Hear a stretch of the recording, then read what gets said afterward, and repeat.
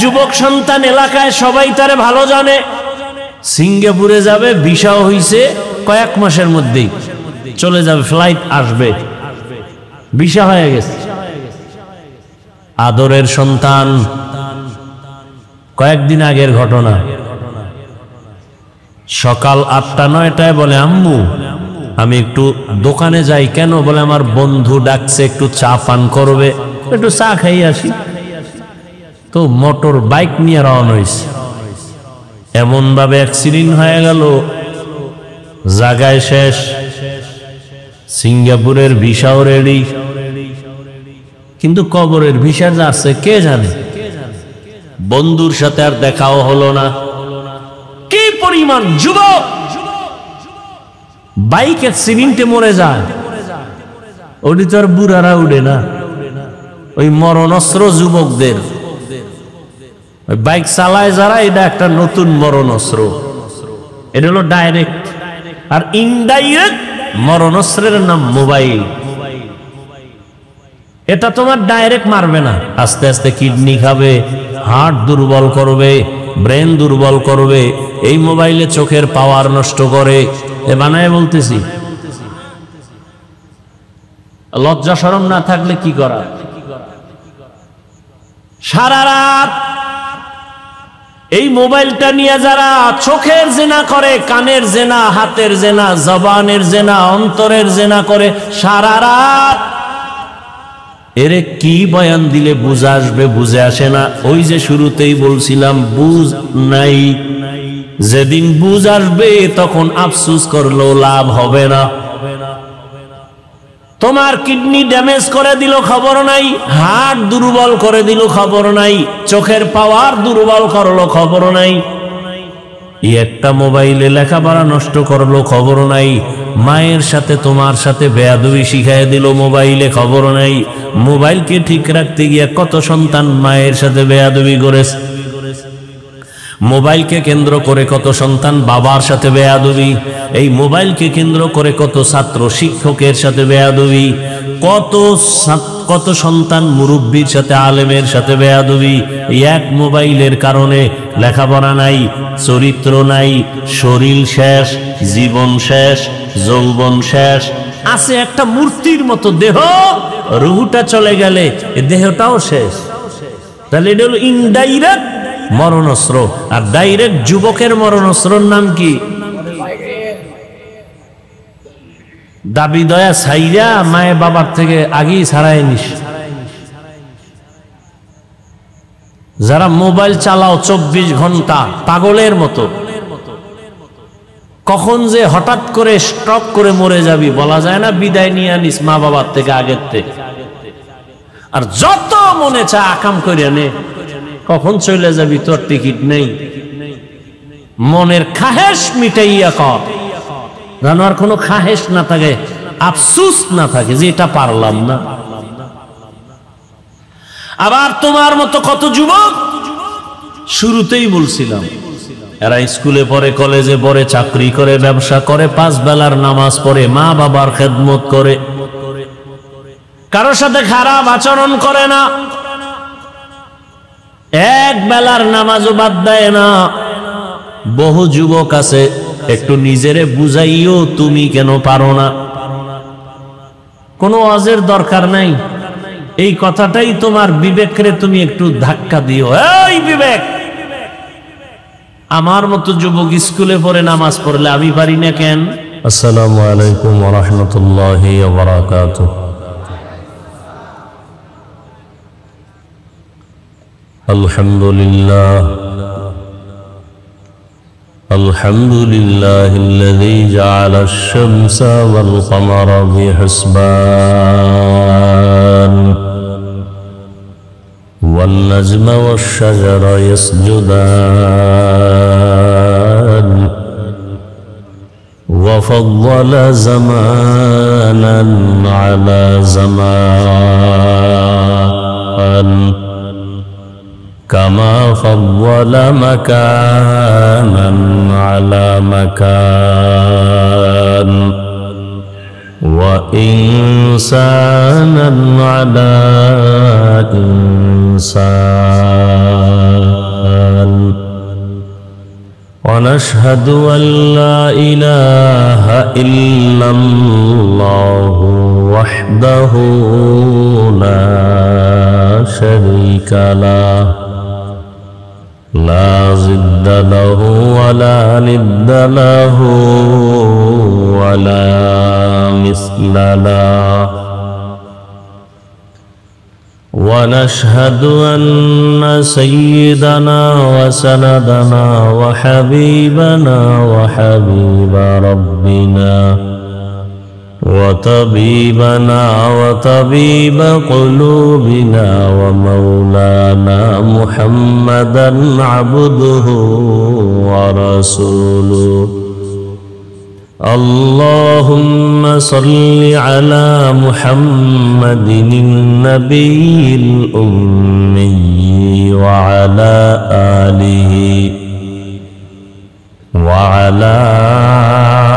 آله وسلم تسليما وبعد فأعوذ بالله من الشيطان الرجيم بسم الله الرحمن الرحيم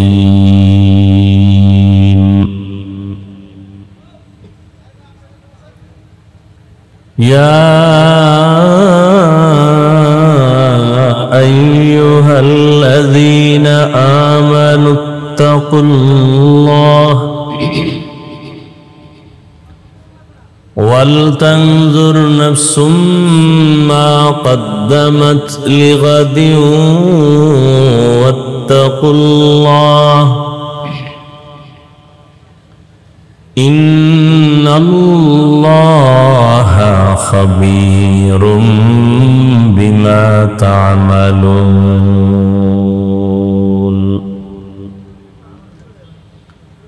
وقال رسول الله صلى الله عليه وآله وسلم من يرد الله به خيرا يفقهه في الدين صدق الله مولانا العظيم وصدق رسوله النبي الأمي الكريم ونحن على ذلك من الشاهدين والشاكرين والذاكرين والحمد لله رب العالمين سبحانك لا علم لنا إلا ما علمتنا إنك أنت العليم الحكيم رب اشرح لي صدري ويسر لي أمري واحلل عقدة من لساني يفقه قولي حقیقت کھل جائے گی بوقت امتحان تیرے حقیقت کھل جائے گی بوقت امتحان تیرے کہ سستی میں یا محنت میں گزاری زندگی تو نے کہ سستی میں یا محنت میں گزاری زندگی تو نے محمد نے آ کر کفر کو مٹایا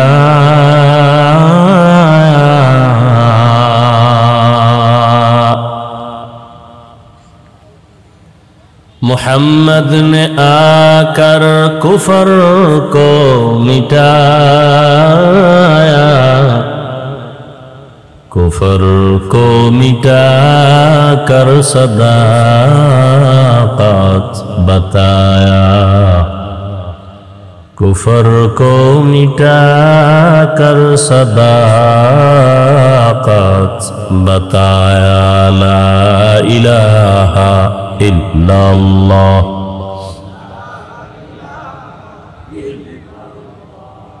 লা ইলাহা ইল্লাল্লাহ, লা ইলাহা ইল্লাল্লাহ।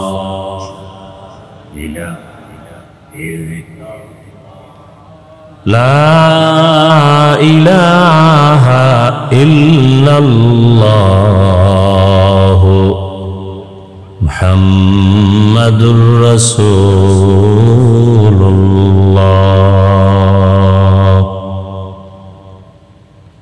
নাগরপুর যুব সমাজের উদ্যোগে আয়োজিত ইসলামী মহাসম্মেলন, উপস্থিত মুহতারাম সম্মানিত সভাপতি, প্রধান অতিথি, বিশেষ অতিথি বৃন্দ, হযরত উলামায়ে কেরাম, আল্লাহ পাকের দরবারে শুকর যে আল্লাহ আমাদেরকে সুস্থ রেখেছেন, আলহামদুলিল্লাহ।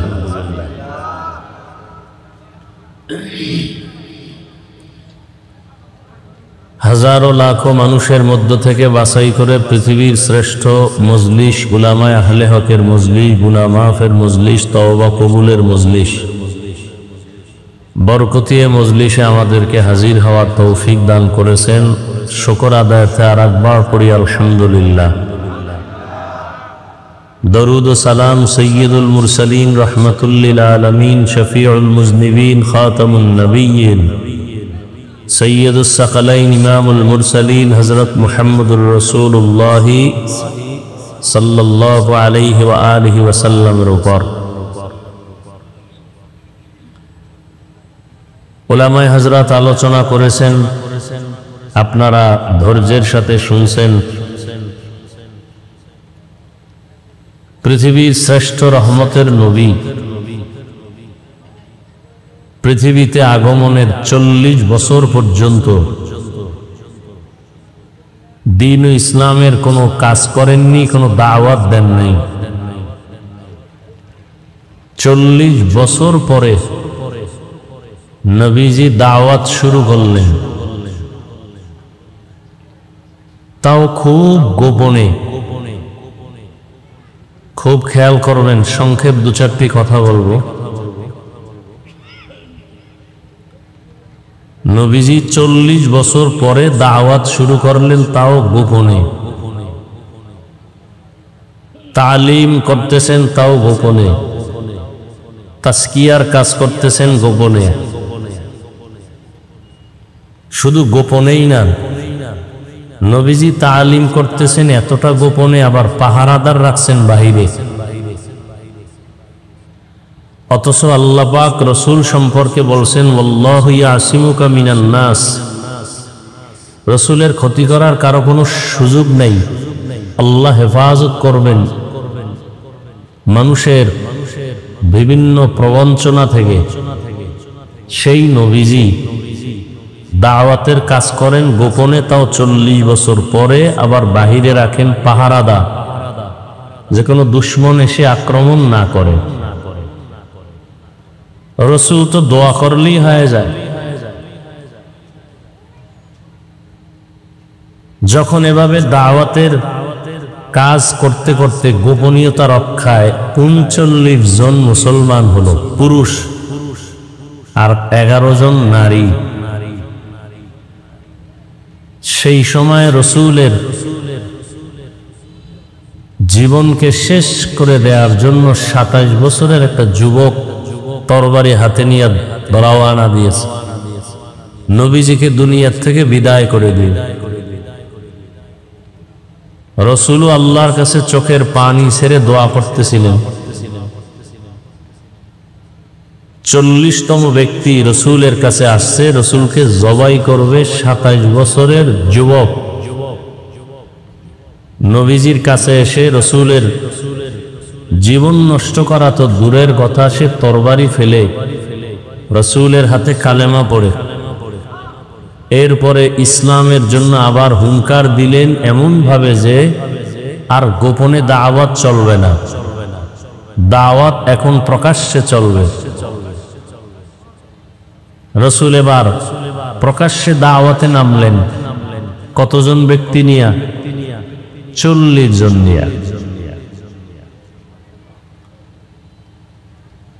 এজন্য আমাদের আহলে হক উলামায়ে কেরাম যারা আকাবিরিন তারা বলতেন তেদাত মকসদ নেহি মকবুলিয়ত মকসদ হয়। আধিক্যতা এটা সফলতার কারণ না, ইখলাস সফলতার কারণ। ইন্না আকরামাকুম ইনদাল্লাহি আতকাকুম। সফলতা হবে তাকওয়ার ভিত্তিতে, জনসংখ্যার ভিত্তিতে না। কার দলে লোক বেশি এ নিয়ে বিজয় হবে, আল্লাহর হিসাব ভিন্ন। আল্লাহর হিসাব হলো তাকওয়া। রাসূল এক হাদিসে বলছেন ৭৩ দল জাহান্নামে যাবে, জান্নাতে যাবে কত দল? কথা বলেন, এক দল। এই যে ৭৩ দল জাহান্নামে যাবে, ৭৩-এর মধ্য থেকে ৭২ দল জাহান্নামে যাবে। এরা হিন্দু, বৌদ্ধ, খ্রিস্টান, ইহুদি কেউ না। ৭২ দল জাহান্নামী সব মুসলমান। সব কি? মুসলমানের মধ্য থেকে ৭২ দল জাহান্নামে যাবে। মুসলমানের ভেতর থেকে এক দল মাত্র জান্নাতে যাবে। সেই দলটা কারা? যাদের দলে লোক বেশি। হ্যাঁ, নবীজি বলেন যারা দুইটা আদর্শকে সমানভাবে মেনে চলবে। কয়টা? এক নাম্বার, আমি মুহাম্মদের সুন্নত আর আমার সাহাবায়ে কেরামের সুন্নত। যারা আমি মুহাম্মদেরটাও মানবে, সাহাবায়ে কেরামেরটাও মেনে চলবে, এই এক দল জান্নাতে যাবে। তার মানে যারা বলবে আমি মুহাম্মদকে মানি, সাহাবাদেরকে মানি না, এরা মুমিন মুসলমান হলেও ৭২ দলের অন্তর্ভুক্ত। একদল মাত্র হক, যারা নবীও মানে, সাহাবায়ে কেরামদেরকেও মানে। বর্তমান জমিনের হালাত এতটাই দুর্বল যে কিছু কিছু আল্লাহর বান্দা আমার এই সোনার বাংলায় আছেন যে সাহাবায়ে কেরামকে মানবেন তো দূরের কথা, তারা ওপেন বলে, ওমরে ফারুকের নাম ধরে বলে তিনি বেদাতি, ভণ্ড। আমি ঢাকাতে বলেছি যে ওমরে ফারুক রাদিয়াল্লাহু তাআলা আনহুকে বেদাতি বা ভণ্ড বলে, ওর 14 পুরুষ সব ভণ্ড, ওর পেছনে নামাজ হবে না। সাহাবায়ে কেরামদের বিরুদ্ধাচরণকারীদের পেছনে নামাজ মাকরুহে তাহরিমি হবে, সহিভাবে নামাজ হবে না যারা সাহাবায়ে কেরামের বিরুদ্ধাচরণ করে। কারণ আল্লাহর রাসূলের হাদিস, সাহাবায়ে কেরাম আকাশের নক্ষত্র সমতুল্য, আসহাবী কান নুজুম। তো যে কথাটা বলতেছিলাম, আধিক্যতাই সফলতার কারণ নয়, সফলতার কারণ ইখলাস, তাকওয়া। আল্লাহ আমাদের বুঝার তৌফিক দান করেন। বয়ান আপনারা শুনবেন, পরিবেশের প্রয়োজন, তারপরও বৃষ্টির মধ্যে আপনারা কষ্টকে উপেক্ষা করে দাঁড়িয়ে আছেন। আল্লাহ পাক আপনাদের কষ্টকে হেদায়েতের জরিয়া বানায়।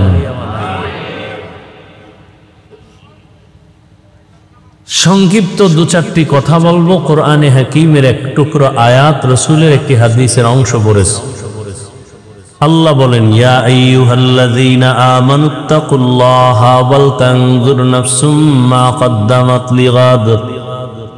ও মুমিন, কোন বেঈমানকে বলেননি, মুমিনকে বলছেন, তোমরা আমি আল্লাহকে ভয় করো, তাকওয়া অর্জন করো, এবং তোমরা খুব গভীরভাবে খেয়াল করো, নজর দাও তোমার সামনের ভবিষ্যৎ স্থায়ী জীবনের জন্য কি সম্বল সঞ্চয় করেছো।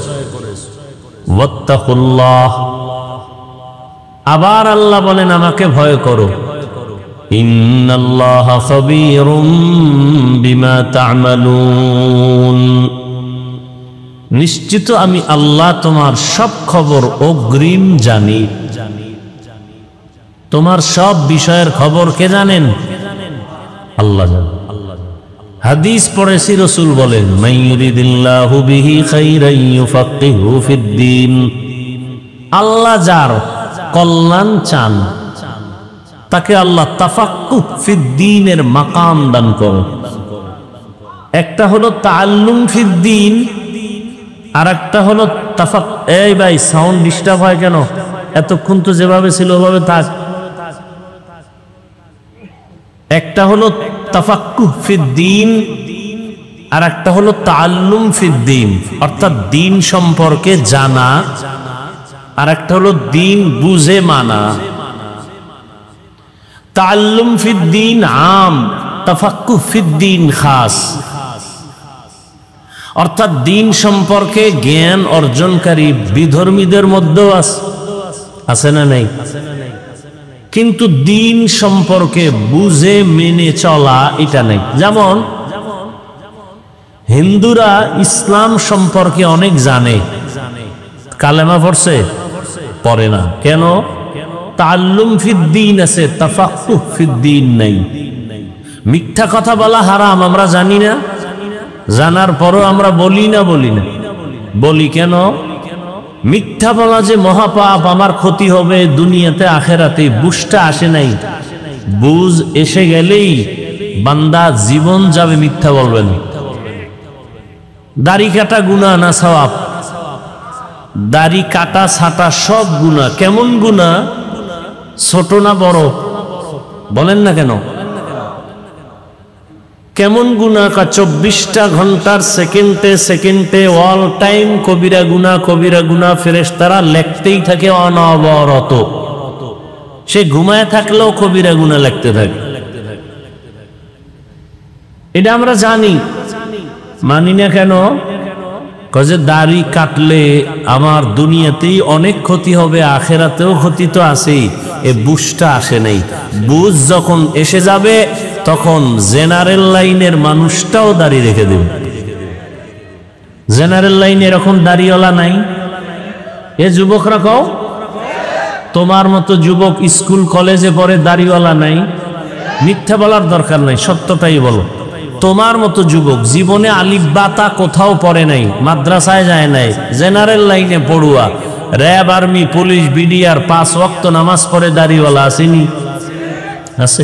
রাস্তায় গাড়ি চালায়, জমিনে কাজ করে, নদীর মধ্যে কাজ করে, কর্মচারী, ডাক্তার, প্রফেসর, ইঞ্জিনিয়ার, 5 ওয়াক্ত নামাজ পড়ে দাড়িওয়ালা অভাব নেই।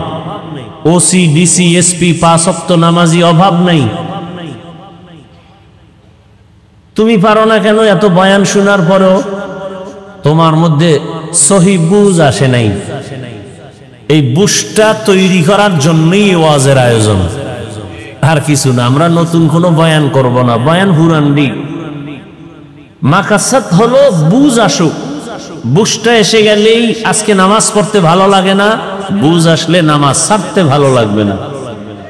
আজকে পর্দা করতে ভালো লাগে না, বুঝ এসে গেলে দিনের সহি বুঝ, তখন পর্দা আর লঙ্ঘন করতে ভালো লাগবে না। আল্লাহ সব ভাইকে সহি বুঝ দান করেন।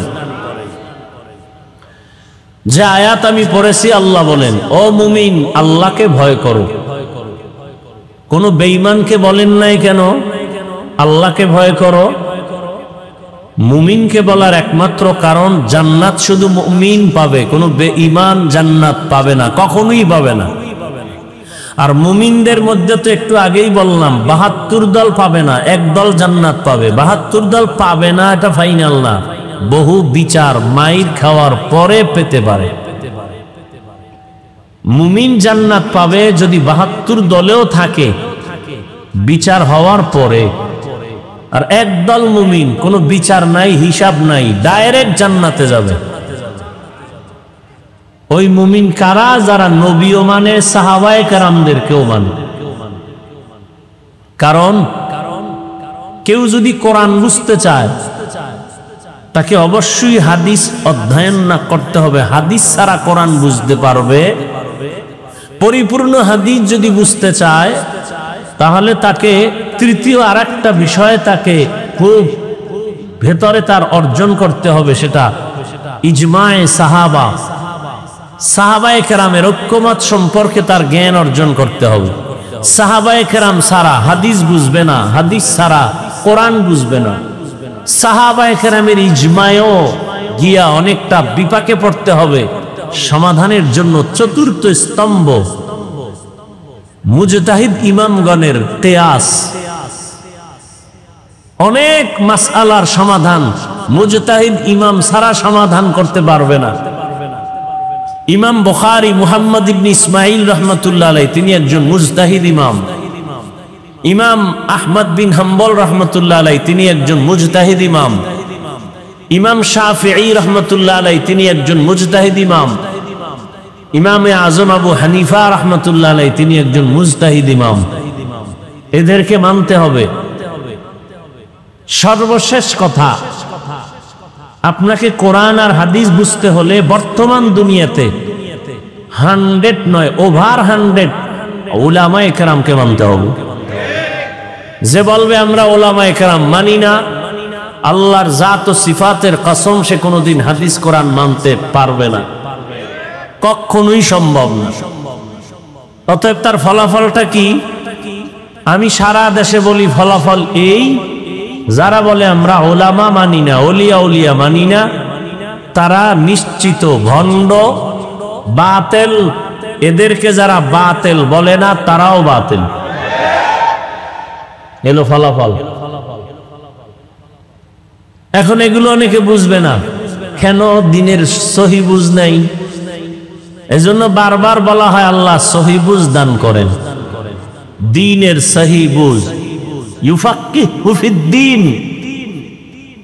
দ্বীন সম্পর্কে আল্লাহ পাক এমন বুঝ দান করেন যেটা যুক্তি তর্ক ছাড়া মেনে না। আল্লাহ বলছেন মেনে নিলাম। আজকে বুঝ না আসার কারণে মহিলা অল্প জ্ঞানের মানুষ তারাও কোরআনের ভুল ধরার চিন্তা নিয়ে মাঠে নামছে। কি বলে? নারীদের উপরে আল্লাহর পক্ষ থেকে ইনসাফ হয়নি। একথা বলে এক তাসলিমা জমিন থেকে অন্যদিকে চলে গেল। আর বর্তমান হালাত বড় করুন। আপনারা তো স্লোগান দিচ্ছেন দেশ স্বাধীন হয়েছে, না? দেশ স্বাধীন হয়েছে, স্লোগান দিয়েছেন দেশ স্বাধীন। স্বাধীন হওয়ার পর থেকে এ পর্যন্ত আন্দোলন তো কমতেছে না। কি স্বাধীন করলেন? এতদিন নারীরা শুধু দাবি জানাইছে মৌখিক, আজকে তারা মাঠে নামছে, মিছিল করতেছে। আমাদের দেশের তৃতীয় লিঙ্গের হিজড়ারা, ভিন্ন নারীরা সব এক ময়দানে আসছে। কে যেন তাদেরকে ইঙ্গিত করেছে মাঠে নামো, আন্দোলন চালাও, দাবি পূরণের 95% রেডি হয়ে যাবে। ইশারা না পেয়ে নামছে। কথা বলেন না কেন? তো এই স্বাধীন করছেন। একজনে লেখছে যে আমরা কুকুরের মুখ থেকে বাঁচতে গিয়া বাঘের মুখে ঢুকে পড়েছি। কি? ভারতের আগ্রাসন থেকে এখন আমেরিকার আগ্রাসনের উপরে আমরা ঢুকে পড়ছি। ঈমান নিয়ে যারা বাঁচতে চান তাদের অনেক মাইর খাওয়া লাগবে, সেজন্য রেডি থাকেন। আর যারা নামে মুসলমান, গাঞ্জাও খাইবেন, মদও পান করবেন, মায়েরও মারবেন, বাবারও মারবেন, আলেমরে মারবেন, মুরব্বী আলেমদের সাথে বেয়াদবি করবেন, আপনাদের কোনো টেনশন নাই। আপনারা মরার আগে জাহান্নাম দেখে যেতে পারবেন।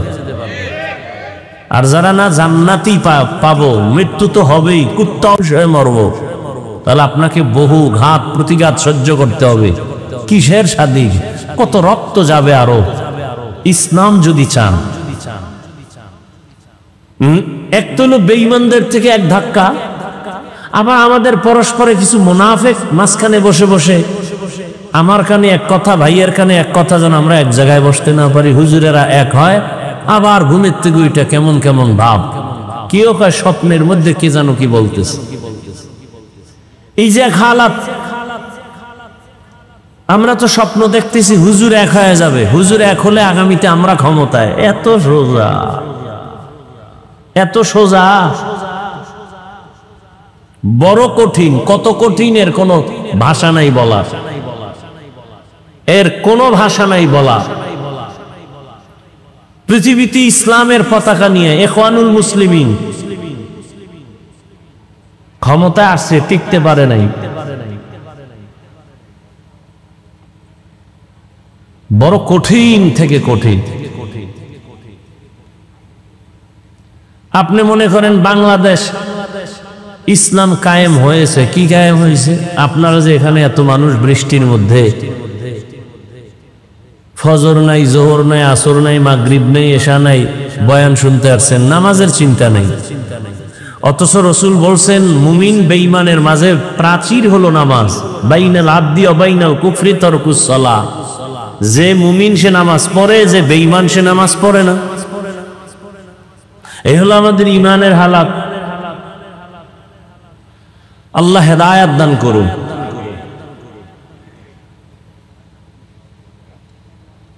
এজন্য আল্লাহ পাক বললেন আমাকে বেশি বেশি ভয় করো, আর কাউকে ভয় করো না, আমাকে করো। আজকে যদি আমরা আল্লাহকে ভয় করি, নাস্তিক বেঈমান সব আমাদেরকে ভয় করবে। দেখেন, শুধু মানুষ না, বাঘ ভয় করে।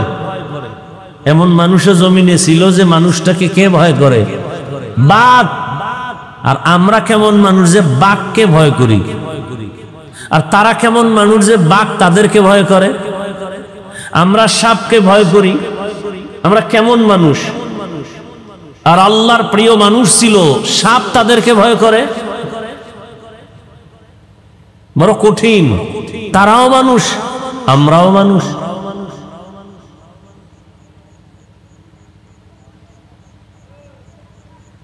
এগুলো আসছে শুধু আল্লাহর ভয় অন্তরে আসার কারণে। আল্লাহর ভয়ের নাম তাকওয়া। এটার দাম কত? রসুলের কোনো গুনাহ নাই, সেই রসুলকে আল্লাহ বলেন নবী আপনি আমাকে ভয় করেন। ইয়া আইয়ুহান নাবিয়্যুত্তাকিল্লাহ ওয়া লা তুতি'ল কাফিরিন ওয়াল মুনাফিকিন। হে নবী আমি আল্লাহকে আপনি ভয় করেন, কাফের মুনাফিকের অনুসরণ করবেন না। নবীকে আল্লাহ বলতেছেন ভয় করার জন্য। এখন আমি যদি আপনাদের জিজ্ঞাসা করি আপনারা কি আল্লাহকে ভয় করেন, আমার থেকে আরো হাই আওয়াজ দিয়ে সবাই বলবে হ্যাঁ আমরা অবশ্যই আল্লাহকে ভয় করি। অথচ এমন মুমিন আছেন আল্লাহকে ভয় করিয়া করে বলেন আল্লাহকে ভয় করি, অথচ সুদের সাথে জড়িত। আল্লাহকে ভয় করেন, মিথ্যা বলেন। আল্লাহকে ভয় করেন, দোকানের মধ্যে লোন ছাড়া ব্যবসা চলে না। আমি 5 বেলার নামাজ পড়ি, আল্লাহকে ভয় করি। আপনি নামাজ বাদ দিয়া বলেন আল্লাহকে ভয় করি। আমি দাড়ি লম্বা করে বলি আমি আল্লাহকে ভয় করি। আপনি দাড়ি বাদ দিয়া বলেন আল্লাহকে ভয় করি। আমি 5 ওয়াক্ত নামাজ ঠিক মতো আদায় করে বলি আল্লাহকে ভয় করি। আপনি নামাজ না পড়ে বলেন আল্লাহকে ভয় করি। আমি হালাল খানা খাইয়া বলি আল্লাহকে ভয় করি। আপনি হালাল বাদ দিয়া চলেন আর বলেন আল্লাহকে ভয় করি। দুই ভয় কি সমান? মূলত আপনি ভয় করেন না। ভয় কি জিনিস? বলে একটা সন্তান মা বাবাকে ভয় করে। প্রমাণ? বলে মা বাবার সামনে একটা সন্তান অন্যায় করে না কেন? বলে শাস্তির ভয়। একটা ছাত্র শিক্ষকের ভয় করে। প্রমাণ? বলে শিক্ষকের সামনে ছাত্র অন্যায় করে না, শাস্তির ভয়। ঠিক এই জমিনে যেই মানুষ আমার আল্লাহকে আসলেই ভয় করবে, ওই বান্দা গলায় ছুরি লাগাবে, দাড়ির মধ্যে অস্ত্র লাগাবে না। তাহলে বোঝা গেল আসলে ভয় আপনার আমার মধ্যে নাই। আর এই ভয়টা নাই, আবার মায়ের গর্ভ থেকে ভয় আনা যাবে না। ভয়টা অর্জন করতে হবে অন্যের থেকে। বলে কার থেকে অর্জন করব? লিকুল্লি শাইইন মাদিনুন ওয়া মাদিনুত তাকওয়া কুলুবুল আরিফিন। ভালো ভালো জিনিস রাখার গোডাউন আছে, তাকওয়ার গোডাউন হলো আল্লাহর প্রিয় বান্দাদের কলব। তাদের নজর লাগাও, নজর আসলেই তোমার কলবের মধ্যে তাকওয়ার পাওয়ার আসতে থাকবে। قال رسول الله صلى الله عليه وآله وسلم اتقوا فراسة المؤمن فإنه ينظر بنور الله।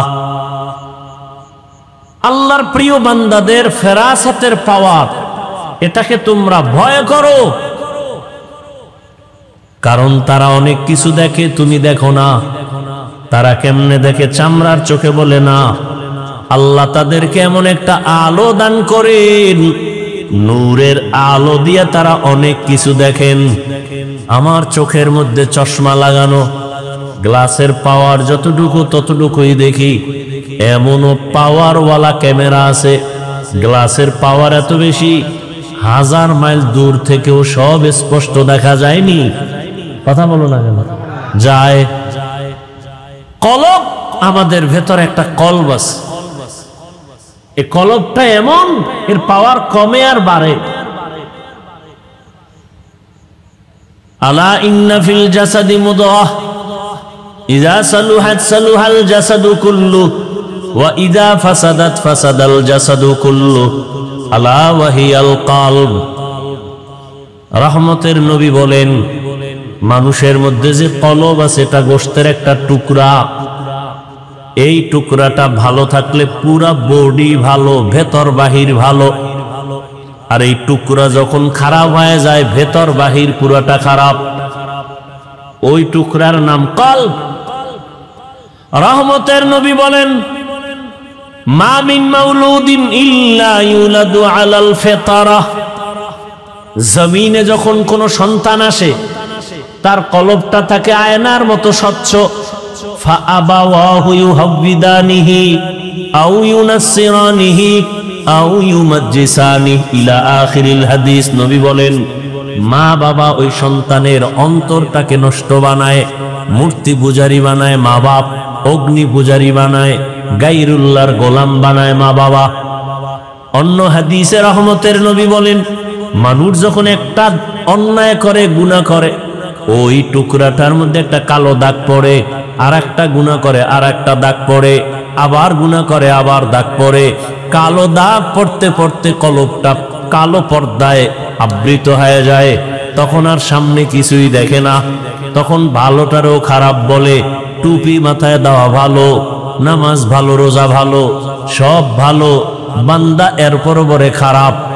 এই যে বৃষ্টি চলে, যারা টিনের ঘরে ঘুমায়, কি মজার আওয়াজ।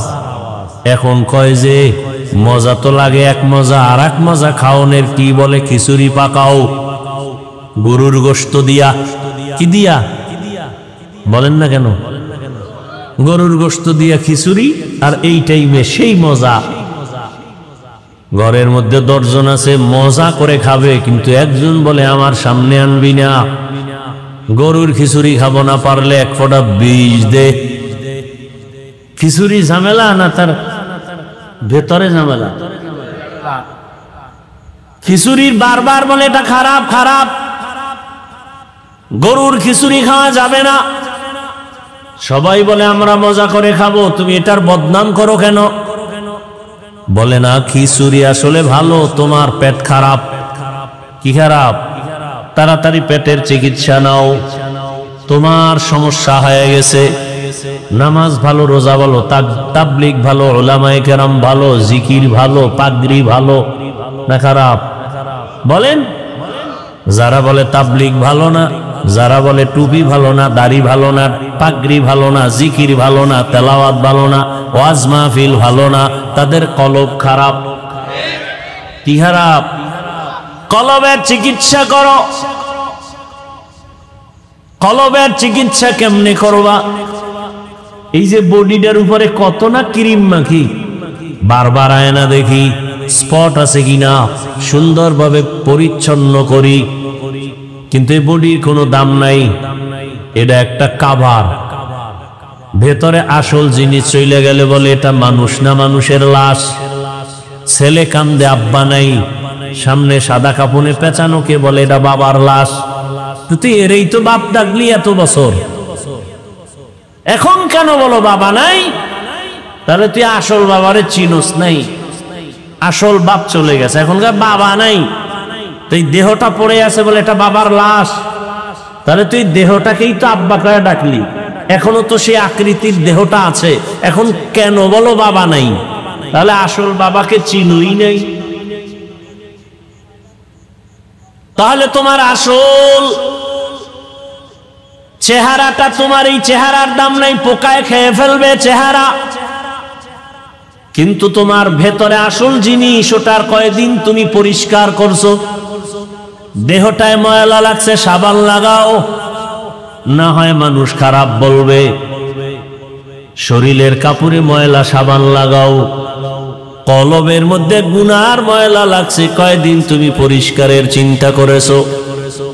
তোমার কলবের ভেতরে অহংকারের ময়লা, তোমার কলবের ভেতরে হিংসার ময়লা, নিজেরে বড় মনে করো, অন্যকে ছোট মনে করো, অন্যের ভালো পছন্দ করো না, নিজের ছেলে লেখাপড়া করে না এ নিয়ে ভাবো না, অন্যের ছেলে পাশ করলো, নাম্বার বেশি পেল, মাথা গরম। আছে না নাই?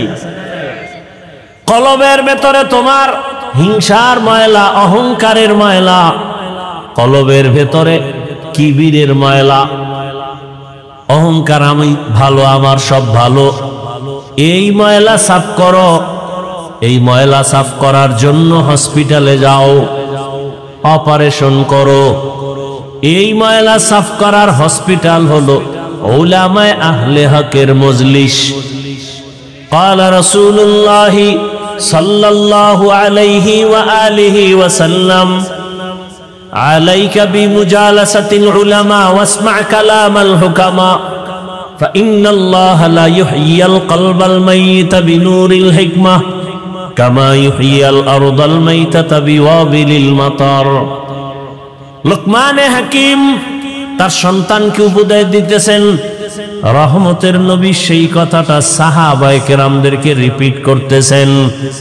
নবী বলেন, লুকমান হাকিম তার সন্তানেরে বলে, ওলামায়ে কেরামের মজলিসে বসবা, তাদের হিকমতপূর্ণ কথা শুনবা, লাভ হয় মুর্দা দিল জিন্দা হয়ে যাবে, মুর্দা দিল জিন্দা হয়ে যাবে, কলবটা পরিষ্কার হয়ে যাবে। আগুনের কাছে গেলে তোমার শরীরে আগুন না নিলেও গরম ভাব আসবে। আতরের দোকানে দাঁড়াইলে আতর কিনতে পারো, ভালো, পারো নাই ফাও নাও, কয় ভালো, কয় ভাও দেয় না, অন্তত ঘেরান পাইবা, ঠিক নেই? ওলামায়ে কেরামের কাছে যাও, আল্লাহকে পাইবা। যদি আল্লাহকে অন্তত নাও পাও, আল্লাহ পাওয়ার ঠিকানাটা জানবা। কি আল্লাহরে কোথায় পাওয়া যায়? আল্লাহ সম্পর্কে একটা তোমার ভেতরে পেরেশানি আসবে, ভাব আসবে, চিন্তা আসবে। ওলামায়ে কেরামের মজলিস ছাড়া দিন বুঝার জানার কোনো পথ নাই। অতএব ওলামায়ে কেরামের কাছে যাও, তাদের মাধ্যমে কলবকে তুমি জিন্দা বানাও। জমিনে সূর্যের গরম লেগে যেমন পুরাটা ফেটে যায়, হাত চাষাবাদ চলে না, ফসল উৎপাদনের ক্ষমতা হারিয়ে ফেলে, আবার আল্লাহর বৃষ্টি দিয়া মুহূর্তে জমিনটা নরম হয়ে যায়, ফসল উৎপাদনের ক্ষমতা ফিরে পায়। গুনাহ করে যারা কলবটাকে ভেঙে ফেলেছো, উলামায়ে কেরামের কাছে যাও। আল্লাহ রহমতের বৃষ্টি যখন দিবেন, আল্লাহওয়ালাদের নেক নজর যখন পড়বে, কলবটা এই পরিমাণ জিন্দা হবে, এখন তোমার নামাজ পড়তে ভালো লাগে না, তখন নামাজ না পড়লে ভালো লাগবে না। এখন তোমার রোজা রাখতে ভালো লাগে না, তখন তোমার রোজা না রাখলে ভালো লাগবে না। দুনিয়ার পেছনে ঘুরিয়া কি পাইছো? কই নমরুদ কি পাইল, সাদ্দাত কি পাইল, ফেরাউন কি পাইল? ফেরাউনের লাশ তো আজও পড়ে আছে। মিশরের পুরা ক্ষমতা পাইয়া এছিল একটা ফকিন্নির বাচ্চা। ফেরাউন না, চরম এক ফ্যামিলি ছিল, গরিব। ক্ষেতের মধ্যে শশা, এডিরে টাইনা টাইনা মিশরে নিয়ে বিক্রি করে 8 আনা পয়সা পাই। ওই সময়ের হিসাবে যা পাইয়া পাইয়া আস্তে আস্তে আস্তে আস্তে কিছু টাকা হয়েছে। এক সময় ফেরাউন চেয়ারে বৈশা ওই তদানীন্তন সময়ের মূল প্রধান বাদশা মারা গেছে। ফেরাউন বৈশা এক পর্যায়ে পাওয়ার পাইয়া ওজির আজম হামানকে বলে, শরীরের মধ্যে কেমন যেন গরম গরম ভাব, তো কি করবা? কয় খোদা দাবি করতে মনে চায়। হামান বলে করো, করলে আর ছোট খোদা দাবি করে লাভ কি, বড়টাই করো। কোরআনের আয়াত। ফেরাউন বলল আনা রব্বুকুমুল আলা, আমি শুধু খোদা না বরং সব খোদার বড় খোদা। সেই ফেরাউন মাটি গ্রহণ করে নাই, আজও জমিনের মধ্যে আছে। কই গাদ্দাফি, কই সাদ্দাম, চোখের সামনের গুলো বলতেছি, কই চোখের সামনে সব শেষ। আমেরিকার বুশ কোথায় গেল? চোখের সামনে যমুনা গ্রুপের মালিক কই গেল? মহামারী করোনায় আক্রান্ত হয়ে গেল, ডাক্তারকে বলে কত হাজার কোটি টাকা চাও, স্পেশাল ফ্লাইটে আমাকে সিঙ্গাপুরে নাও। টাকা দিতে চাইলো কিন্তু কেউ দেহর মধ্যে রুহুটা ফিরায় দিতে আর পারল না। সাদা কাফনের প্যাকেট হয়ে চলে গেল। কই বিল্ডিংওয়ালা? বিল্ডিং পড়ে আছে, বিল্ডিংওয়ালা নাই। তো দুনিয়া দুনিয়া যারা করো, কত যুবক চোখের সামনে হঠাৎ বলে বুকে ব্যথা, দইরা দেখে নাই। এক যুবক সন্তান এলাকায় সবাই তারে ভালো জানে, সিঙ্গাপুরে যাবে, ভিসাও হইছে, কয়েক মাসের মধ্যেই চলে যাবে, ফ্লাইট আসবে, ভিসা হয়ে গেছে। আদরের সন্তান, কয়েকদিন আগের ঘটনা, সকাল 8টা-9টায় বলে আম্মু আমি একটু দোকানে যাই। কেন? বলে আমার বন্ধু ডাকছে, একটু চা পান করবে, একটু চা খাই আসি। তো মোটর বাইক নিয়ে রওনা হয়েছে। এমন ভাবে অ্যাক্সিডেন্ট হয়ে গেল, জায়গায় শেষ। সিঙ্গাপুরের ভিসাও রেডি, কিন্তু কবরের ভিসা যাচ্ছে কে জানে। বন্ধুর সাথে আর দেখাও হলো না। কি পরিমাণ যুবক বাইক অ্যাক্সিডেন্টে মরে যায়, ওটি তো আর বুড়ারা উঠে না।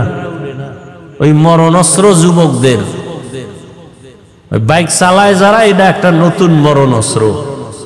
এটা হলো ডাইরেক্ট, আর ইনডাইরেক্ট মরণস্ত্রের নাম মোবাইল। এটা তোমার ডাইরেক্ট মারবে না, আস্তে আস্তে কিডনি খাবে, হার্ট দুর্বল করবে, ব্রেন দুর্বল করবে। এই মোবাইলে চোখের পাওয়ার নষ্ট করে। এ বানায় বলতেছি, লজ্জা শরম না থাকলে কি করা? সারা রাত এই মোবাইলটা নিয়ে যারা চোখের জেনা করে, কানের জেনা, হাতের জেনা, জবানের জেনা, অন্তরের জেনা করে সারা রাত, এরে কি বয়ান দিলে বুঝে আসবে? বুঝে আসে না। ওই যে শুরুতেই বলছিলাম, বুঝ নাই। যেদিন বুঝ আসবে তখন আফসোস করলেও লাভ হবে না। তোমার কিডনি ড্যামেজ করে দিল, খবর নাই। হার্ট দুর্বল করে দিল, খবর নাই। চোখের পাওয়ার দুর্বল করলো, খবর নাই। একটা মোবাইলে লেখাপড়া নষ্ট করলো, খবর নাই। মায়ের সাথে তোমার সাথে বেয়াদবি শিখাই দিল মোবাইলে, খবর নাই। মোবাইলকে ঠিক রাখতে গিয়ে কত সন্তান মায়ের সাথে বেয়াদবি করেছে। মোবাইলকে কেন্দ্র করে কত সন্তান বাবার সাথে বেয়াদবি। এই মোবাইলকে কেন্দ্র করে কত ছাত্র শিক্ষকের সাথে বেয়াদবি, কত সন্তান মুরব্বীর সাথে, আলেমের সাথে বেয়াদবি। এক মোবাইলের কারণে লেখাপড়া নাই, চরিত্র নাই, শরীর শেষ, জীবন শেষ, যৌবন শেষ। আছে একটা মূর্তির মতো দেহ, রুহুটা চলে গেলে দেহটাও শেষ। তাহলে এটা হলো ইনডাইরেক্ট মরণস্ত্র। আর ডাইরেক্ট যুবকের মরণস্ত্রর নাম কি? দাবি দয়া ছাইরা মায়ে বাবার থেকে আগেই ছাড়াই নিস। যারা মোবাইল চালাও 24 ঘন্টা পাগলের মতো, কখন যে হঠাৎ করে স্ট্রোক করে মরে যাবি বলা যায় না, বিদায় নিয়ে আনিস মা বাবার থেকে আগের থেকে। আর যত মনে চায় আকাম করে নে, কখন চলে যাবি তোর টিকিট নেই। মনের খাহেশ মিটাইয়া কর, যেন আর কোনো খাহেশ না থাকে, আফসুস না থাকে যে এটা পারলাম না। আবার তোমার মতো কত যুবক, শুরুতেই বলছিলাম, এরা স্কুলে পড়ে, কলেজে পড়ে, চাকরি করে, ব্যবসা করে, 5 বেলার নামাজ পড়ে, মা বাবার খেদমত করে, কারোর সাথে খারাপ আচরণ করে না, এক বেলার নামাজও বাদ দেয় না। বহু যুবক আছে, একটু নিজেরে বুঝাইও তুমি কেন পারো না। কোনো ওয়াজের দরকার নাই, এই কথাটাই তোমার বিবেকরে তুমি একটু ধাক্কা দিও। এই বিবেক, আমার মতো যুবক স্কুলে পড়ে নামাজ পড়লে আমি পারি না কেন? আমার মতো জেনারেল লাইনের ছেলেটা যদি কলেজে পড়ে নামাজ পড়ে আমি পারি না কেন? আমার মতো যদি জেনারেল সন্তানটা চাকরি করে নামাজ পড়ে আমি কেন পারি না? ব্যবসা করে নামাজ পড়ে আমি কেন পারি না? আমার মতো জেনারেল লাইনের সন্তান কৃষি কাজ করে নামাজ পড়ে আমি কেন পারি না? শ্রমিকের কাজ করে নামাজ পড়ে আমি কেন পারি না? আমার কপাল বুঝি খারাপ? এই জন্য সারা বাংলাদেশে ঘুরে ঘুরে বলি, যুবক বাবারা, স্কুলে পড়ো, কলেজে পড়ো, চাকরি করো, ব্যবসা করো, বাধা নাই। তুমি ডাক্তার হও, ইঞ্জিনিয়ার হও, প্রফেসর হও, তুমি একজন ওসি, ডিসিএসপি হও, সাংবাদিক হও, তবে দাবি আমার একটা, বেয়াদব হইও না রে বাবা। বেয়াদব হইও না কথার ব্যাখ্যা, 3 জায়গায় বেয়াদবি করবা না, করলে ঘুমের ভিতরে মরণ, পঙ্গু হয়ে মরবি। এক, মা বাবার সাথে বেয়াদবি করবা না, কারণ মা বাবার বরদোয়া লাগলে মরার আগে পঙ্গু, মরার পরে না আগে। খুব সাবধান। 2, শিক্ষকের সাথে বেয়াদবি করবা না, কারণ তুমি আজকে মানুষ হওয়ার পেছনে মা বাবার চোখের পানি, শিক্ষকের অবদান অস্বীকার করার কোনো সুযোগ নেই। 3, তুমি ওলামায়ে কেরাম, মুরব্বীদের সাথে বেয়াদবি করবা না। এবং এ কথাটাও লিখে রাখবা, কোন মা বাবা সন্তানকে বরদোয়া করে না, কোন শিক্ষক ছাত্রকে বরদোয়া দেয় না, কোন আলেম উম্মতকে বরদোয়া দেয় না। তবে বরদোয়া করা লাগে না, অন্তর থেকে এসে যায়। মা বাবায় তোমার আচরণে কষ্ট পাইয়া যদি বলে, আহ এটাই তোর জন্য কাল, এই নিঃশ্বাসটাই তোর জন্য শেষ, ধ্বংসের কারণ। শিক্ষক তোমার আচরণে কষ্ট পেয়ে যদি নিঃশ্বাস ফেলে, তোমার লেখাপড়া ধ্বংসের জন্য নিঃশ্বাসটাই যথেষ্ট। ওলামায়ে কেরাম যদি কষ্ট পেয়ে নিঃশ্বাস ফেলে, তোর চরিত্র ধ্বংসের জন্য নিঃশ্বাসটাই যথেষ্ট। মানুষের জীবনের সবথেকে অমূল্য সম্পদ হলো চরিত্র। আর একটা অমূল্য সম্পদের নাম সুস্থ জীবন। এই দোনোটা নষ্ট করে মোবাইল। চরিত্র নষ্ট করে মোবাইল, সুস্থতাও নষ্ট করে মোবাইল। সংক্ষেপে 1 মিনিটে একটা উদাহরণ দিয়ে শেষ করি। আল্লাহর দেওয়া মানুষের সুস্থতার জন্য আল্লাহ দিয়েছেন অমূল্য একটা সম্পদ, ফ্রি, রাতের ঘুম। সারাদিন তুমি ঘুমাইলেও রাতের 1 ঘন্টা ঘুমের বরকত হবে না। সেই রাতের ঘুম শরীরের ঔষধ, তাও কিন্তু প্রথম রাতের অংশের ঘুম ঔষধ না, রাতের শেষ অংশের ঘুম ঔষধ না, মধ্যখানের ঘুম। কোন ঘুম? রাতের মধ্যখান সময়ের ঘুম শরীরের মহা ঔষধ। আর সেই ঘুমটাকে নষ্ট করো মোবাইল দিয়া, অনায়াসে অসুস্থ হয়ে যাবা, টের পাও না কেন? বয়স বাড়বে তখন সব টের পাইবা, অকাল মরণ হবে অকাল। ইয়া আইয়ুহাল্লাযীনা আমানুত্তাকুল্লাহা ওয়াল তানজুর নাফসুম মা কদ্দামাত লিগাদিন ওয়াত্তাকুল্লাহ। তোমার এই জীবনের কোনো মূল্য নাই, তোমার আসল একটা জীবন আছে, পরকাল জীবন। আজকে কাজী নজরুল, কবি নজরুল নাই, সারা দেশের মানুষ কবি নজরুলের গুণগান গায়নি। কথা বলেন না কেন? কবি নজরুলের কবিতা বলে, তৃপ্তি অর্জন করে, জানে না সে নজরুলের চেহারাটা কেমন, জানে না সে নজরুলের শিক্ষক কারা, জানে না সে নজরুলের বাপমা কারা। মরিয়া গেল সে নজরুল সবার হৃদয় আছে অমর হয়ে। কথা ঠিক? তুমি মরলে স্মরণ করবে তোমার মা বাবা কি বলে, মনে মনে বলবে একটা মুসিবত দূর হয়ে গেছে, ওর কারণে কত জায়গায় লজ্জায় মুখ দেখাইতে পারতাম না, ওর চরিত্র এত খারাপ। মরিয়াও অমর যদি হতে চাও, এ দুনিয়া ছেড়ে দাও, আখিরাতের সামনের জীবন তুমি অর্জন করো। তোমার আসল জীবন পরকালের জীবন। এই আমরা যারা দুনিয়া দুনিয়া বাদ দিয়া চেষ্টা করি আখিরাত আখিরাত, এই চিন্তায় নামাজ পড়লাম, দাড়ি রাখলাম, টুপি পরলাম, জিকির করি, তেলাওয়াত করি, পর্দা করি, হালাল খাই, বলো তো আমাদের থেকে সম্মান কমে গেছে?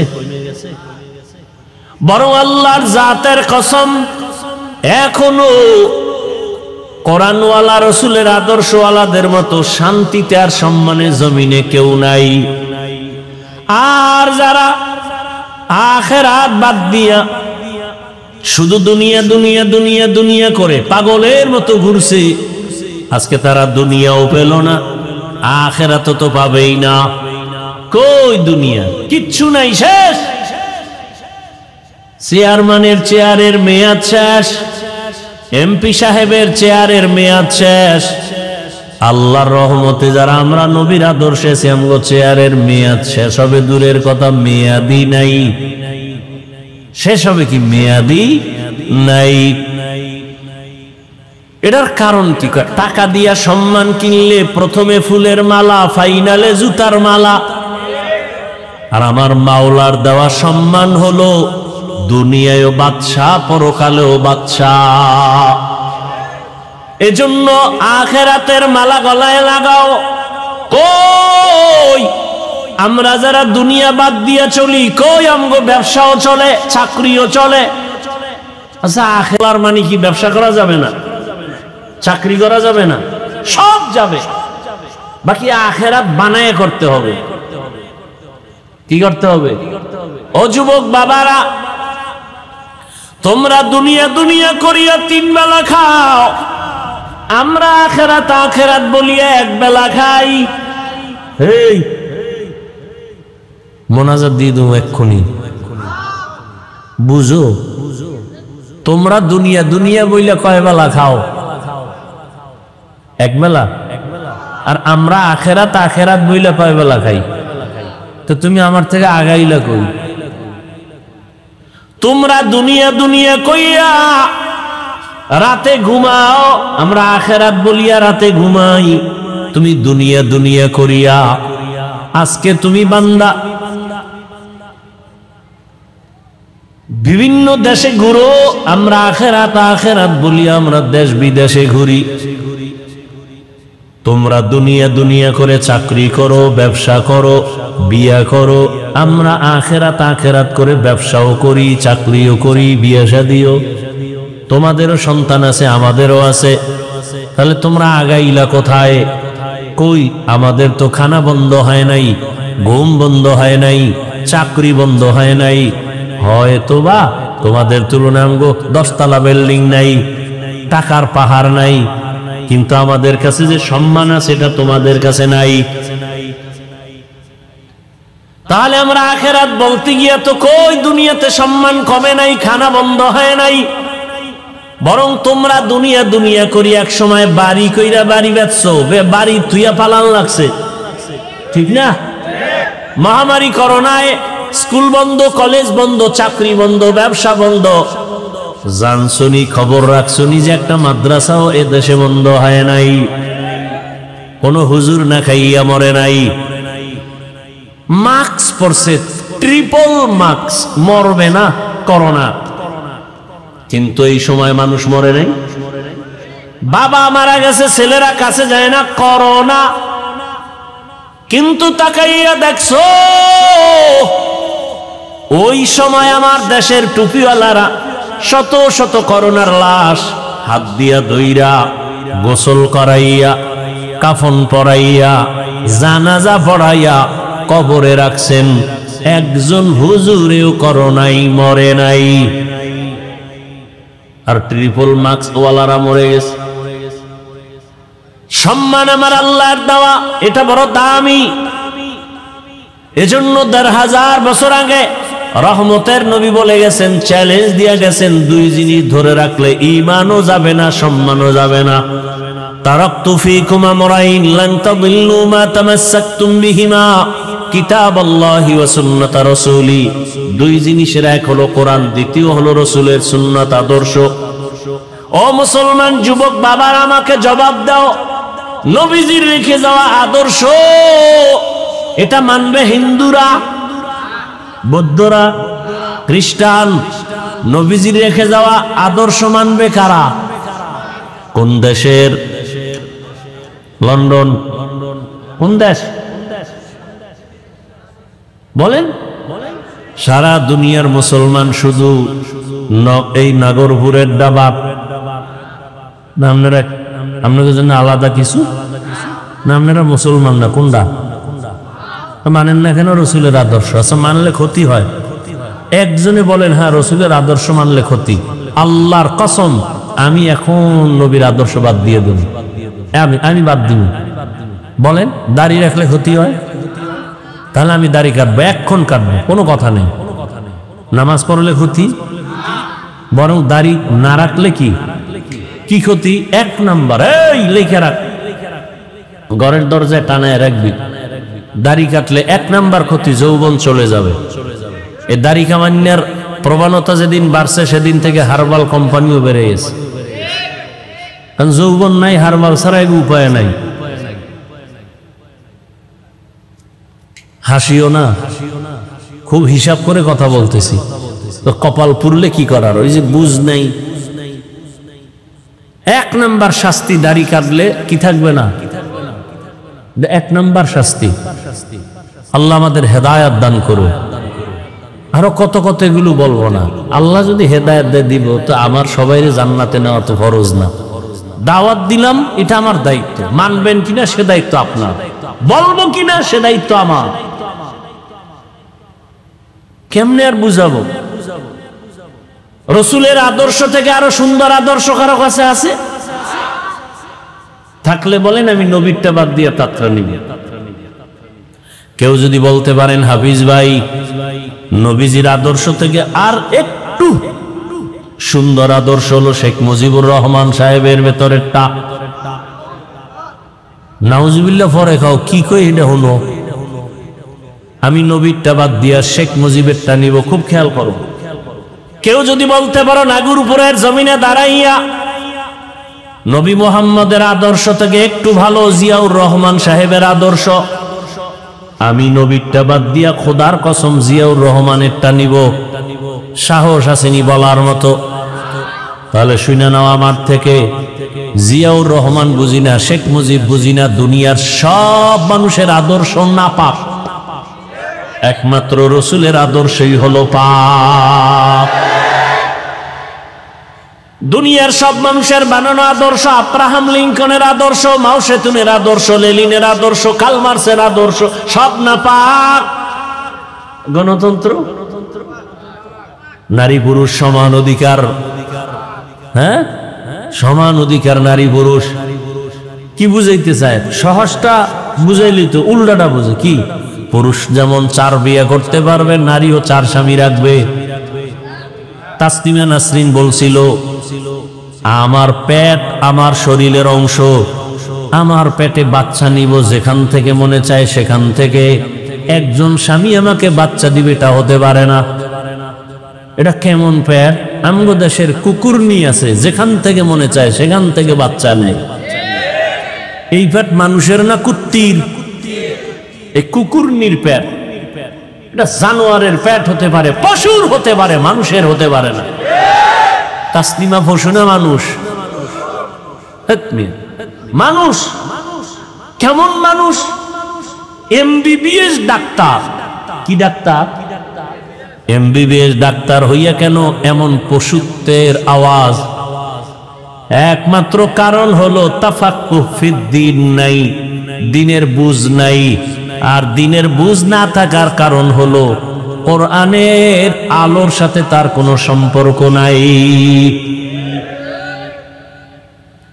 ঢাকা কলেজের প্রফেসর আহমদ শরীফ, সে বলে আমি মরণ বিশ্বাস করি না, কবর বিশ্বাস করি না। ছেলে মেয়েরে বলে গেল আমি মরলে আমারে কবর টবর দিবি না। ঠিকই কপাল খুলে গেছে ফেরাউনের মতো, ওর আর কবর টবর হয় নাই। ছেলে মেয়েরা বাবার দেহটাকে হসপিটালে দান করে দিয়েছে, দেহ দান, আর কবর হয় নাই। তো কেমন সান কপাল যে মাইয়া ফোলারা যে একটু যাই কবরের পাশে দাঁড়াবে, কবরও নাই। ও আমার বাবারা, তাহলে পুরো বয়ান মনে রাখতে পারবা না, দুই তিনটা কথা মনে রাখো। এক, তোমরা দুনিয়া দুনিয়া কইরা কত উপরে গেছো, আর আমরা আখেরাত কইরা কইরা কত নিচে নামছি। হিসাব মিলাবা, এটা হিসাব মিলা একটা লাইনে যাও। নাম্বার দুই, তোমার মতো জেনারেল লাইনের মানুষগুলো যদি জেনারেল পথে থাইকা 5 ওয়াক্ত নামাজ পড়ে তুমি পারো না কেন, এটাও তুমি মিলাও। দুই, তিন নম্বরে মদিনা বলা নবীর আদর্শ থেকে যদি আরো ভালো আদর্শ থাকে দেখাও, আমরা নিব। কিন্তু আজও পর্যন্ত কেউ প্রমাণ করতে পারে নাই। আজকে যদি নবীর আদর্শ মতে জমিন চলতো, দুনিয়ায় মরার আগে মানুষ বেহেশত দেখা যাইতো। নবীর আদর্শ কত সুন্দর, কাউকে গালি দেওয়া যাবে না, মিথ্যা বলা যাবে না, কারো হক নষ্ট করা যাবে না। নবী কেমন কেমন নবী, কেমন আদর্শের নবী আমার। শুধু মানুষ সামনে আসতেছে কোরবানি, নবীর আদর্শ কেমন, একটা পশু জবাই করতে গিয়া আর একটা পশুর সামনে কইরো না, ওই পশু কষ্ট পাবে। কারণ একটা পশুর কষ্ট ইসলাম বরদাস্ত করে না, সেখানে মানুষের কষ্ট কেন ইসলাম সমর্থন করবে? একমাত্র রাসূল বলেছেন আল মুসলিমু মান সালিমাল মুসলিমুনা মিন লিসানিহি ওয়া ইয়াদিহি, খাঁটি মুসলমান ওই ব্যক্তি যার হাত আর জবান দ্বারা অন্য কষ্ট পায় না। একজনকে কথা দিয়ে কষ্ট দেওয়া হারাম, কাজের দ্বারা কষ্ট দেওয়া হারাম। কতটা সব ইসলাম সহজ, এটারে কঠিন বানায় দিছে কেউ কেউ। ইসলাম মানলেই মনে করে মানুষ, মনে হয় বিপদ, অথচ ইসলামটাই হলো মানুষের জন্য নিরাপদ। দেখা হলে আগে সালাম দিবে, ইসলাম। কিছু খাবে ডান হাতে খাবে, পান করবে ডান হাতে, ইসলাম। সালাম দিলে মোহাব্বত বাড়বে, তো শত্রুতা করবে কেন? বারবার যদি সালাম দেয় শত্রু মিত্র হয়ে যায়। তাহলে ইসলাম মানলে সালাম দিতে হবে, সালাম বাড়লে মোহাব্বত বাড়বে, শত্রুতা আর থাকবে। তখন আর মোবাইলে গোপন হত্যা হবে না। সালাম নাই, মোহাব্বত নাই। সালাম দেয় না এমন জায়গায় গিয়ে দেয় যারে দেওয়া জায়েজ নেই। মিস কল পাইছে, আরে খালি সালাম। অথচ মাকে সালাম দাও, বাবাকে সালাম দাও, বোনকে সালাম দাও, স্ত্রীকে সালাম দাও, স্ত্রী স্বামীকে সালাম দাও, এগুলো নাই। বেগানারে সালাম দেয়, বেআই সাহেব বেআইনেরে বারবার সালাম দেয়, বউরে জীবনেও সালাম দেয় না। ইসলাম সালাম কতটা গুরুত্বপূর্ণ। আসসালাম কাবলাল কালাম, রহমতের নবীর আদর্শ, কথার আগে সালাম দাও। এরে পর্দার আড়ালের আম্মা জানেরা, বোনেরা, এখনো এই এলাকায় বহু মহিলারা আছে, 5 বেলার নামাজ পড়ে, পর্দা করে, স্বামীর মাল হেফাজত করে, মোবাইলে সময় নষ্ট করে না, নাই? আছে। এরে আম্মা জানেরা, আপনারা কেন পারবেন না? আপনার কারণেই তো জমিনে ভালো ভালো সন্তান আসছে। ভালো সন্তানগুলো ভালো মায়ের কারণেই হয়েছে। মায়ের আদর্শ ভালো তো সন্তান ভালো। জেনারেল লাইনে যত ভালো সন্তান দেখবেন মা ভালো হওয়ার কারণে। ওসি সাহেবের ব্যবহার ভালো কেন? কয় মায়ের ব্যবহার ভালো। এসপি সাহেবের ব্যবহার এত সুন্দর কেন? বলে মায়ের চরিত্র ভালো। দুনিয়ার লাইনেও ভালো সন্তান মায়ের কারণে, আখেরাতের লাইনেও ভালো ভালো সন্তান আছে, মায়ের অবদান। খাজা মঈনুদ্দিন চিশতি আজমিরি রহমাতুল্লাহ আলাইহি মদিনাতুল মুনাওয়ারা থেকে ভারতে আসছেন, কালেমার দাওয়াত দিলেন, লক্ষ লক্ষ বিধর্মী মুসলমান হলো। মায়ের সামনে আনন্দ। মা বলে বাবায় আনন্দ কেন? বলে লক্ষ লক্ষ বিধর্মী মুসলমান। মা বলে মঈনুদ্দিন এটা সব আমার অবদান, তোমার কিছুই না। মা এই কথা বলা মাত্র মঈনুদ্দিন বলে মা কারণ? মঈনুদ্দিনের মা বলে রে বাবা, আল্লাহর কসম তুই আমার গর্ভে যখন আসছো আমি মা ঘুমাইতাম না, সারা রাত আমার মাওলার কাছে কান্না করে দোয়া করতাম, ও দয়ার মালিক আমার গর্ভের সন্তান তোমার ওলি হিসাবে পাঠাইও। দুনিয়ায় যখন আসছো আমি মা, এই মঈনুদ্দিন তোকে যতদিন দুগ্ধ পান করিয়েছি আল্লাহর কসম এক ফোঁটা দুধও আমি মা তোর মুখে বিনা অজুতে দিতাম না। যেই মা সন্তানকে বিনা অজুতে দুধ দেয় না, এই সন্তান জগৎ বিখ্যাত হবে না তো কে হবে? ও যুবক, এখনো সময় আছে, তওবার দরজা খোলা। মনে মনে আল্লাহকে বলো, হে মালিক জীবনে তো মনের জাল মিটাইয়া কম দাড়ি কাটি নাই, কম নামাজ সারি নাই, মনে চাইছে পার্কে যাব, গেছি। ও আল্লাহ মনের শখ মিটাইয়া কত গুনাহ করেছি, আজকে থেকে তওবা করতেছি, আর দাড়ি কাটবো না, নামাজ ছাড়বো না, বেপরদায় চলবো না। মা বাবার দোয়া নিয়া, শিক্ষকের দোয়া নিয়া, উলামায়ে কেরামের দোয়া নিয়া নবীর আদর্শ মেনে চলবো। আল্লাহর কাছে মন খুলে তওবা করো। আল্লাহ তওবার দরজা খুলে রাখছেন। ও আল্লাহ, কত বড় বড় বড় বড় নাফরমান গুনাহগারকেও তো তুমি ক্ষমা করেছো। আজ আমি তোমার দরবারের গুনাহগার ক্ষমা চাই। জীবনে গুনাহ তো কম করি নাই, হাতের গুনাহ, চোখের গুনাহ, জবানের গুনাহ, অন্তরের গুনাহ। ও আল্লাহ, আজকে থেকে গুনাহ মুক্ত হতে চাই। তুমি রিজিকের মালিক, তুমি সম্মানের মালিক, তুমি হায়াত দেয়ার মালিক। ও আল্লাহ, আজকে থেকে তওবা করলাম, আর তোমার নাফরমানি করব না। মা বাবার দোয়া নিয়ে চলবো, উলামায়ে কেরামের পরামর্শ নিয়ে চলবো, শিক্ষকের দোয়া নিয়া নবীজির আদর্শ মেনে চলবো। অন্তরে যদি তওবার নিয়ত থাকে আল্লাহ পাক মুহূর্তে তোমাকে কবুল করে নিবেন। জানি না কার অন্তর তৈরি হবে, জানা নাই। আল্লাহ সবাইকে খাঁটি তওবাওয়ালা জিন্দেগি দান করেন, নবীর খাঁটি আদর্শওয়ালা জীবন আমাদের দান করেন। আলহামদুলিল্লাহি রাব্বিল আলামিন, ওয়াসসালাতু ওয়াসসালামু আলা সাইয়্যিদিল আম্বিয়াই ওয়াল মুরসালিন ওয়া আলা আলিহি ওয়া আসহাবিহি আজমাইন। ইয়া আরহামার রাহিমিন,